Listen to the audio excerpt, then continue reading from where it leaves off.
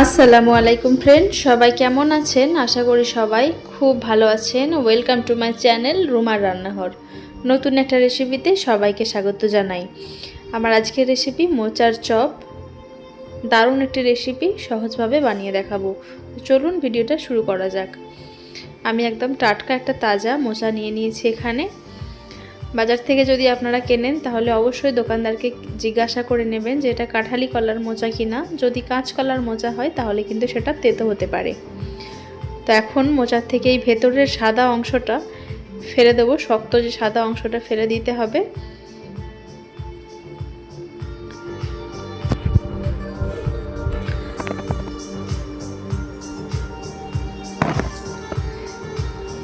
তো মোটামুটি এখন আমার সবগুলো ছাড়ানো হয়ে গেছে।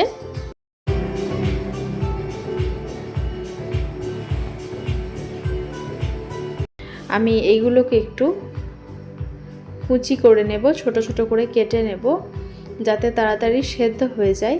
আপনারা চাইলে কিন্তু এইভাবে গোটা গোটা সেদ্ধ করে নিতে পারেন, সেক্ষেত্রে একটু শক্ত থেকে যেতে পারে বা অনেকক্ষণ সময় নিলে হয়তো হয়ে যেতে পারে, তবে ছোট ছোট করে একটু কেটে নিলে সেদ্ধটা খুব ভালো হয়। তো আমি কেটে নিচ্ছি এখন সবগুলো।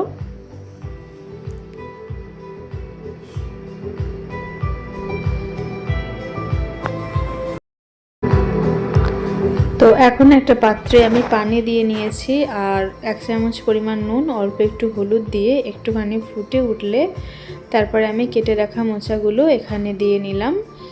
মিনিট 10 মতো সেদ্ধ করে নেব ঢেকে দিয়ে। তো একটুখানি মশলার সাথে নাড়াচাড়া করে নিয়ে ঢেকে দিয়েছিলাম 10 মিনিটের জন্য।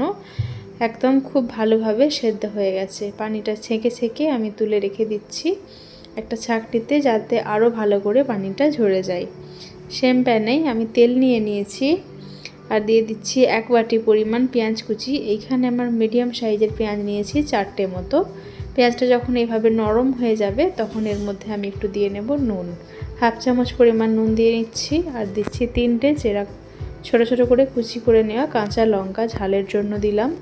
আর আদা রসুন একটু থেতলে নিয়ে দিয়ে দিয়েছি। আপনারা চাইলে বাটাও ব্যবহার করতে পারেন, তবে একটু থেতো করে নিয়ে দিলে কিন্তু স্মেলটা খুব ভালো আসে বা টেস্টটাও খুব ভালো আসে।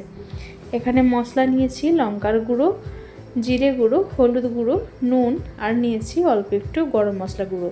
1/2 চামচ করে পরিমাণগুলো আছে এবং মশলাগুলো ভালো মতো কষিয়ে নেব, অবশ্যই লো ফ্লেমে।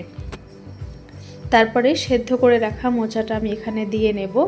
মোচাটা দেওয়ার পরেও মশলার সাথে অনেকক্ষণভাবে একটু ভেজে নিতে হবে যাতে কাঁচা গন্ধটা চলে যায় মশলার।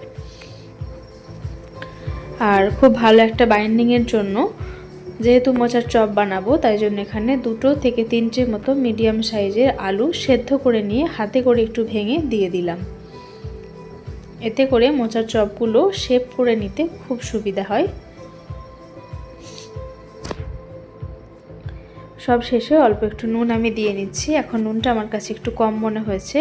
প্রথমে দিয়েছিলাম 1/2 চামচ পরিমাণ, আবার দিলাম 1/2 চামচ পরিমাণ। এবার একটু নেড়ে চেড়ে নিয়ে খুব ভালোভাবে একটু শুকনো শুকনো করে নিতে হবে। তারপরে এটাকে আমি নামিয়ে নেব। ফ্লেমটা এখন আমি অফ করে দিয়েছি। এটাকে নামিয়ে নেব, ঠান্ডা হতে দেব কিছুক্ষণ।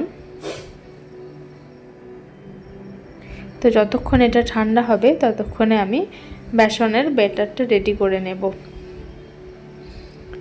আমি এখানে 1 বাটি পরিমাণ বেসন নিলাম আর দিয়ে দেব এখানে 2 চামচ পরিমাণ চালের গুঁড়ো আর দিয়ে দিচ্ছি 1/2 চামচ পরিমাণ নুন।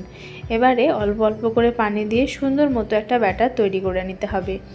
আপনাদের কাছে যদি চালের গুঁড়ি না থেকে থাকে আপনারা কর্নফ্লাওয়ার ব্যবহার করতে পারেন, আর যদি কর্নফ্লাওয়ার না থেকে থাকে অবশ্যই চালের গুঁড়ি ব্যবহার করতে পারেন।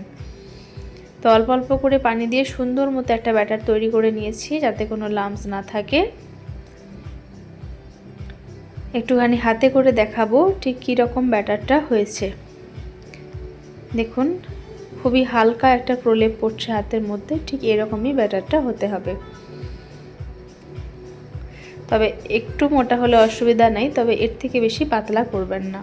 তো এখন মোটামুটি মোচার চপের পুরটা আমার খুব ভালোভাবে ঠান্ডা হয়ে গেছে।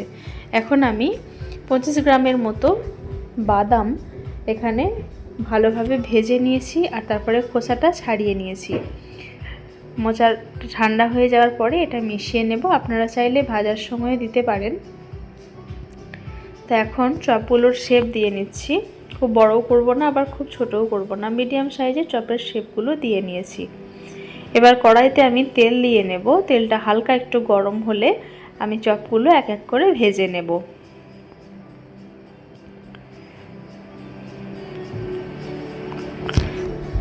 মিডিয়াম ফ্লেমে অনেকক্ষণ ধরে একটু ভেজে নেবেন, দেখবেন চপগুলো খুব সুন্দর অনেকক্ষণ অবধি মচমচে থাকবে।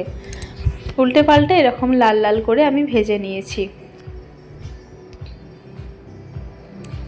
এই চপটা খেতে এতটাই টেস্টি হয়, একবার বাড়িতে না বানিয়ে খেলে আপনারা হয়তো বিশ্বাসই করতে পারবেন না। সত্যিই অসাধারণ খেতে হয়েছিল এই মোচার চপটা।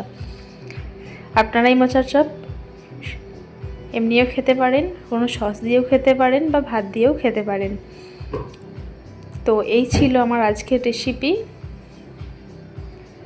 যদি আপনাদের কাছে ভালো লেগে থাকে অবশ্যই একটা লাইক কমেন্ট শেয়ার করে দেবেন। অবশ্যই চ্যানেলটাকে সাবস্ক্রাইব করে দেবেন যদি এখনও না সাবস্ক্রাইব করে থাকেন। দেখা হবে আপনাদের সাথে পরবর্তী নতুন একটা ভিডিও নিয়ে। নতুন ভিডিও দেখার জন্য আপনাদের আমন্ত্রণ রইল। আপনারা ভালো থাকবেন, সুস্থ থাকবেন, সাবধানে থাকবেন। অবশ্যই চ্যানেলটা সাবস্ক্রাইব করে নেবেন।